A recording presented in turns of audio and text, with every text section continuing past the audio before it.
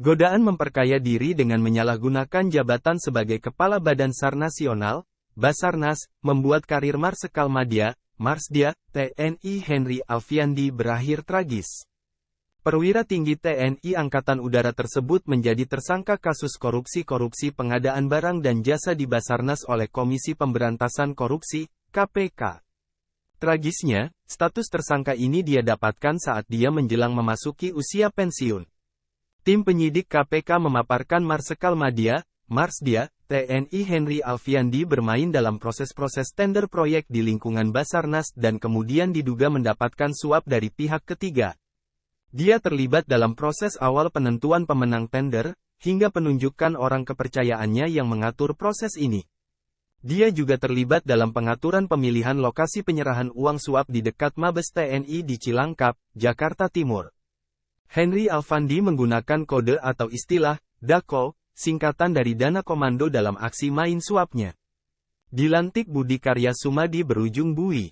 Marsdia Henry Alfiandi, 58, lahir di Maospati, Magetan, Jawa Timur, pada tanggal 24 Juli tahun 1965. Di usianya yang sudah memasuki 58 tahun, dia kini sebenarnya sedang menunggu masa pensiun. Dia dilantik menjadi Kepala Basarnas oleh Menteri Perhubungan Ir Budi Karya Sumadi di ruang Mataram Gedung Karya Kementerian Perhubungan, Kamis, tanggal 4 Februari tahun 2021.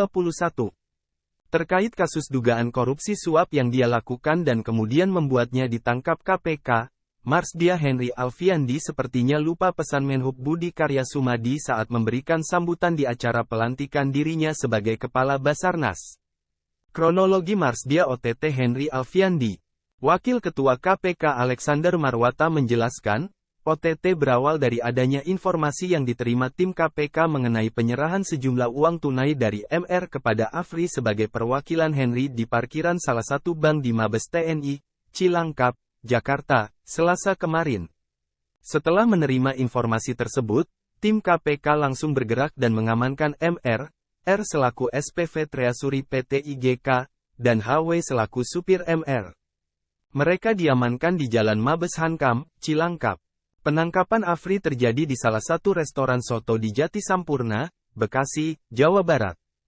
Dari penangkapan ini, tim KPK juga menemukan uang hampir mencapai 1 miliar rupiah. Selanjutnya, Alex mengatakan, KPK kembali mengumpulkan berbagai informasi dan menemukan bukti permulaan yang cukup. KPK pun menaikkan status perkara ini ke tahap penyidikan dengan menetapkan 5 tersangka, yakni MG, MR, Ra, Henry, dan Afri.